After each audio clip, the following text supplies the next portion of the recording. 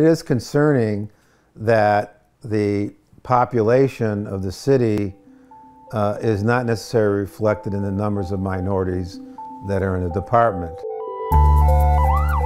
Civil rights attorney Terry Gilbert is talking about Cleveland, but he could be describing any one of 50 medium to large cities across the U.S. That's according to USA Today's analysis of census estimates from 2000 and 2010. We can learn racial and ethnic backgrounds of any job, including police officer, detective, or supervisor. Ferguson, Missouri sparked a bigger debate about the racial makeup of the police department compared to the community it serves, following the death of Michael Brown and a grand jury's decision not to charge the white police officer who shot him. The USA Today investigation shows many other communities where disparities are just as wide as in Ferguson. The review of the data found that nationally, 12% of police officers are black, same as the general population. But more than 1/3 of those officers are found in just 10 cities. In fact, 1 in every 5 black officers works in New York, Chicago, or Washington. So where does that leave cities like Terry Gilbert's Cleveland, where 66% of the population is black, compared with just 52% of the police force? I don't think it's the number, the percentages so much, although in an ideal world, the makeup of the police department should mirror the community, just like we want the makeup of juries to mirror the community. But I don't know if that's an achievable goal. I think you clearly see there are already problems right now. So what we've got to do is we've got to fix this problem. I think the Attorney General said we've got systematic problems. The DOJ report says we got systematic problems. The only way you're going to fix this system is you got to fix it from the top down.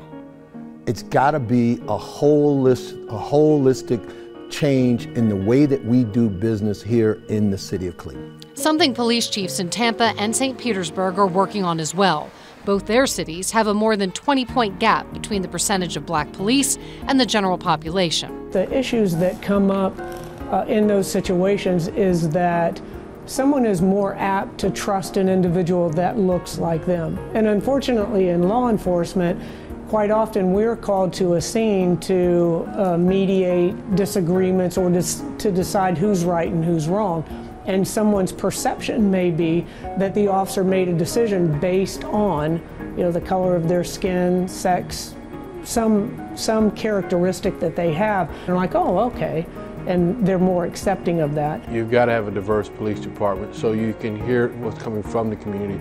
But at the same time, I feel that you don't need only an African-American officer patrolling the African-American community.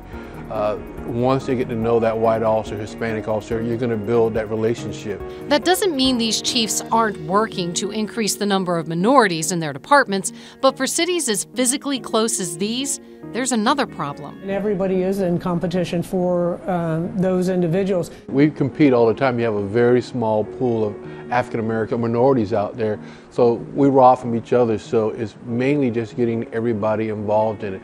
A small pool. So how do you fix a problem that plagues so many communities across the country? One of the issues that's been floated for fixing this is taking some lessons from the U.S. military. They've done a really good job of diversifying their force, and they do that by really pounding on the doors, and they may have 10,000 contacts just to get 100 recruits. So the police departments around the country really need to ramp up their recruiting efforts, which is going to be a big challenge.